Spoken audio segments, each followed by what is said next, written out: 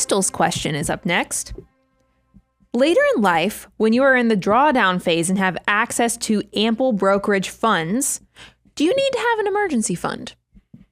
Ooh. Oh, man. You know where I'm going with this. Spicy. Okay, I'm going to do it. Yes. Again, I'm getting these really good ones. Why do we have an emergency fund? To protect us against emergencies. I know that seems sort of silly, but that's in fact what it is. When we are accumulating, the emergency that we might encounter is a loss of job, a loss of income, a loss, an unknown home repair, car accident, fill in the blank of all these unknowns that take place. Well, when you get into retirement and when you get into financial independence, there's still a lot of unknowns. Maybe your unknown is not a loss of income because you stepped away from the workforce, but the big unknown that you have when you're retired and you're living off your arm of dollar bills is I don't know what the market's going to do. Is the market going to go down this month, the next 6 months, the next year, the next 18 months? We don't know the answer to that question. And because we don't know the answer to that question, just like when we were accumulating, we have to protect ourselves. And one of the ways that we do that is we protect ourselves with an emergency fund. And you may be surprised to hear this, and Brian, this one I want you to speak to a little bit.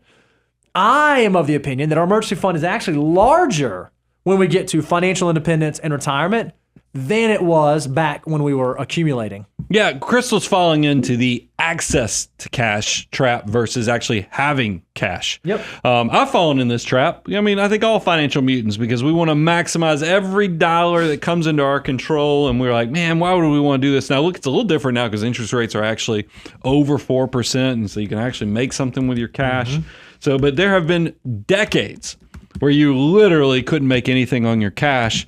And I fell into that trap in the 2000s where I was like, look, I've got 6 figures of home equity. The bank was crazy enough. They gave me a checkbook, even a debit card on this thing. What could go wrong? Why would I hold cash? Why would I have something that makes less than 1% when I can go invest and maximize every dollar that comes into my control? I can always just use this access to cash for an emergency. It doesn't work because I've told you guys, and you've heard me say it, all the horrible things economically that can happen, whether it's economic downturn, people losing their job, real estate values plummeting, just full-on recession, bear market with your financial assets. They're all extroverts. They all hang out together, they're all smoking cigarettes on the street corner, causing trouble and havoc. And I just won't want you to fall prey to that because, Crystal, those guys, when they show up in your neighborhood and start wrecking and causing havoc and spray painting, not just the wall, but the curbs, they're actually spray painting the curbs to cause trouble.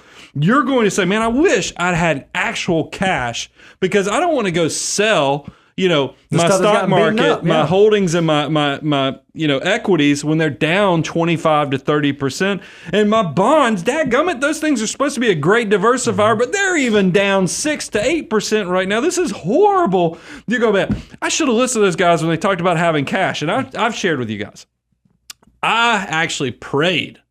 Get me through this back when, because the rest of the story on my situation was the bank sent me this nice little letter, and I've showed it on screen before in certain episodes where they were like, you know that home equity line that we told you have a debit card, a checkbook, just tear those up because we have frozen that bad boy. We think your house is worth half of what you thought it was worth a few years ago and what we told you it was worth. So we're just going to freeze your access to it. And I'm like, freeze my access? That was my cash. That's my emergency fund is actually that home equity line. They're like, just kidding. No, you saw those guys. They came in your neighborhood, started spray painting the curbs. You're stuck. And that's the point that I said, Lord, if you will help me out of this situation, I will never, ever, ever be without cash again. I will respect emergency reserves. That's why we set it up as step 1 and 4. It's so important. Cash is so important. We give it 2 steps, 1 and 4. And you'll find out, and I've made this analogy. Cash is your oxygen. We all take it for granted. You can just breathe it in, breathe it out. You can waste it. You don't care. We even fill it up into inner tubes and rafts and everything else. Who cares? It's all around us. But as soon as you go underwater, you're like, oh my God, I need some oxygen. Yes, I need to breathe. And that's what your cash. You can take it for granted, not worry about it. But as soon as you go underwater, when those horrible things of the economy, the recession, real estate market collapsing, all those extroverts show up and start hanging out together. You're going to be so happy you actually have cash. So take advantage. Financial order of operations, the 2 steps, 1 and 4. Don't overlook it. As you get closer to retirement, because Crystal, you said you're getting later in life. There's a reason, and people pick on us about this. I think somebody who's about to leave the workforce, instead of having 3 to 6 months, you're probably going to find out that you're going to think 18 months, maybe.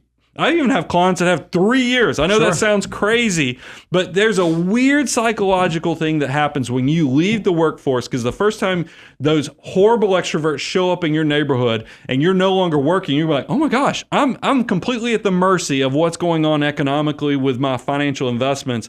I need to have a little extra cash, a little slack in the system to make me feel good. Because when you're in the workforce, you're like, it's okay. I'll retire later. I'll just keep working. You have this coping mechanism. That does not exist once you're retired. And so you need to fortify not only your financial life, but your emotional life so that you don't freak out and a little extra cash can do that for you. Plus, I've used cash to get rich. I mean, a lot of people don't think about that. I'm Baby Buffett. Just call me Baby Buffett in the fact that whenever things are horrible, I got my extra cash that I've had ever since I made that promise, and I had the prayer that I was going to keep extra cash.